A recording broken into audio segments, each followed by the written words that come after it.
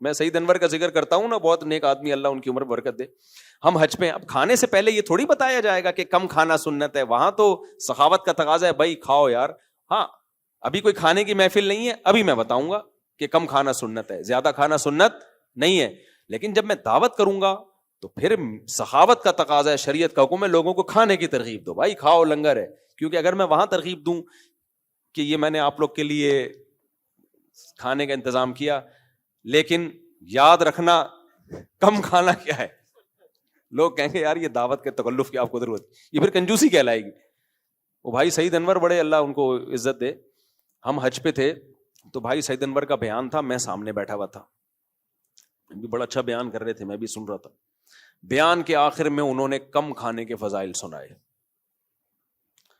کم کھاؤ, اتنا کم کر دیا کہ اتنا میں بھی نہیں کرتا کم نا, بہت زیادہ کم کر دیا. کم کھاؤ کم کھاؤ کم کھاؤ, بہت انہوں نے کم کھاؤ کم. وہ ناراض نہیں ہوتے, میں ان سے بے تکلفی ہے, خوشی ہوں گے یہ بات سن کے. کم کھاؤ, اتنا کم کر دیا نا انہوں نے. اب جیسے ہی بیان ختم ہوا کھانا لگ گیا,